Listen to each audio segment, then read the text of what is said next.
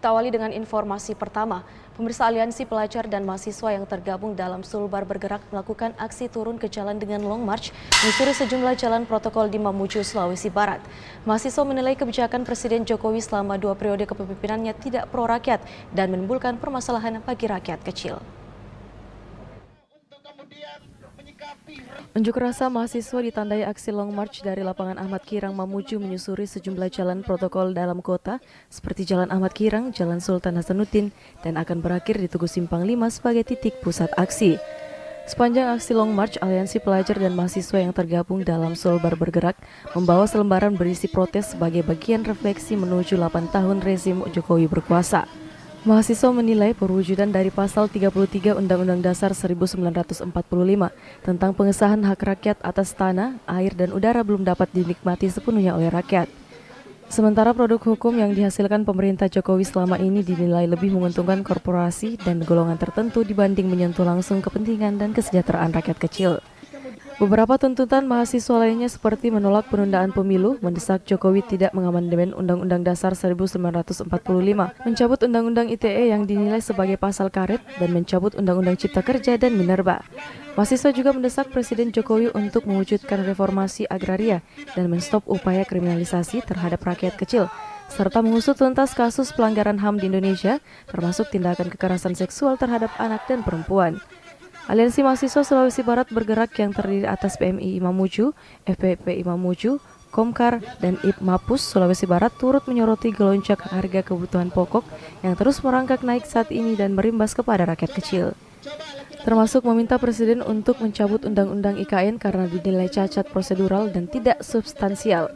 Ketua Umum Ikatan Pelajar Mahasiswa Pitu Lunasalu IPMAPUS Sulawesi Barat Mustaqim meminta agar Presiden Jokowi secepatnya mengevaluasi segala kebijakannya dan dinilai tidak berpihak kepada kepentingan rakyat. Jadi substansi dari Aliansi Sulbar Bergerak pada hari ini adalah terkait masalah isu tentang pengunduran pemilu 2024. Kami Sulbar Bergerak ada beberapa tuntutan yang sudah dijelaskan oleh Korlap. Dan substansi daripada ini adalah untuk bagaimana kemudian Pak Jokowi bersikap untuk mengevaluasi kembali kebijakan-kebijakan yang ada di Indonesia, khususnya di Sulawesi Barat.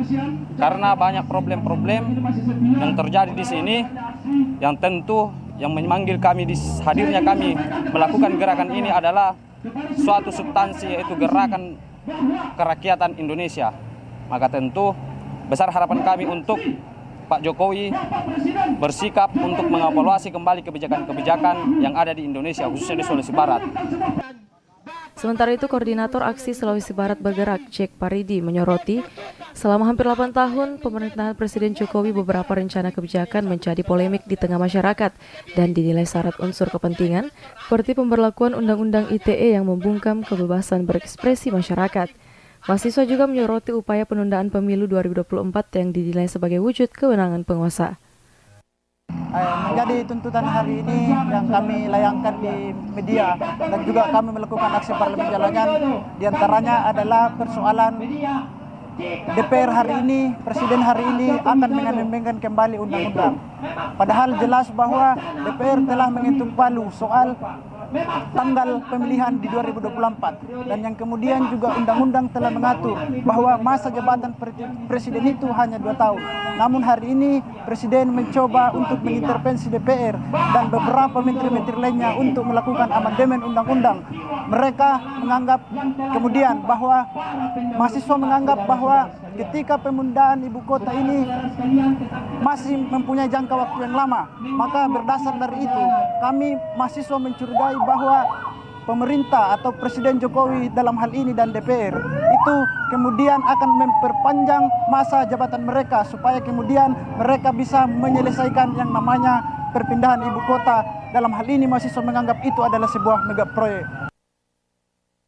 Pokok yang semakin mencekik rakyat, seperti harga minyak goreng yang naik dari Rp14.000 menjadi Rp23.000 hingga Rp24.000 per liter, setelah pemerintah mencabut harga eceran tertinggi minyak goreng yang justru menyengsarakan rakyat.